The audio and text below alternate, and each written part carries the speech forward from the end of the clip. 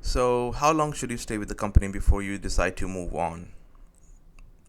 The answer, obviously, I don't think anybody's gonna disagree with this. The answer is that it really depends on you. You know what, where you are in life. Maybe you're trying to buy a new car and you can't quit the job, so you gotta stay with the company. So it really depends. But I think I'll kind of just give you some of my thoughts. Um, I think there's two type of people, right? There's people who just trying to look for stability. If you just trying to look for stability, then being loyal to the company kind of pays off. In long term, because you can kind of just work for the company and then kind of accumulate as much money as you can, and then you can do things with that. And then there is other people who kind of who want to thrive. Who want to thrive. They're like young people and all that. They got the energy, they got the patience and all that. They don't have kids, for example. They have a lot of time in their hands.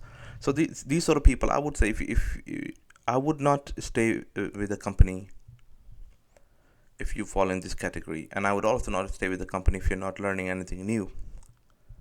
When you're not learning anything new, it kind of becomes repetitive, boring, but you get the job done easily. You don't have to think so much. You don't have to kind of like spend extra 4 or 5 hours every day, because there's something so complicated and you've never worked on this before, and you don't have to spend this extra time. It kind of helps you. It helps you in the long term, but it on in the um, in the same way, it's also kind of like eating your career. In the long term, you should be able to be like, what, if there's nothing challenging in this company, and I can see it's stable, company is stable and all that, but there is nothing challenging.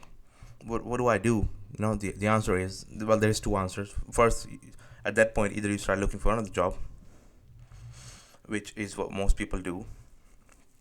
Actually, I'm wrong. No, that's not what most people do. Some people do. So either you start looking for the job, or you spend extra time learning new skills once you're done with your work. So that's the only way it goes. So you update your CV, you check the market, you just look for another job, or you can just kind of spend extra time over the weekend and learn new skills. So just kind of you're ready. Even though you're getting that money, you're helping the company grow, but it's boring. You're helping the company grow, but you yourself, you're bored. You're not satisfied with the challenges that they throw on your way. So you're not satisfied, and so what you do, you just over the weekend start learning new things, start learning new technologies, new tools. You know just start exploring things. Go to GitHub and download a project, build something interesting, release it to public. Just kind of learn, just keep learning. And also you'll have to have something, side project um that has to be a decent size project, a size project that's decent size.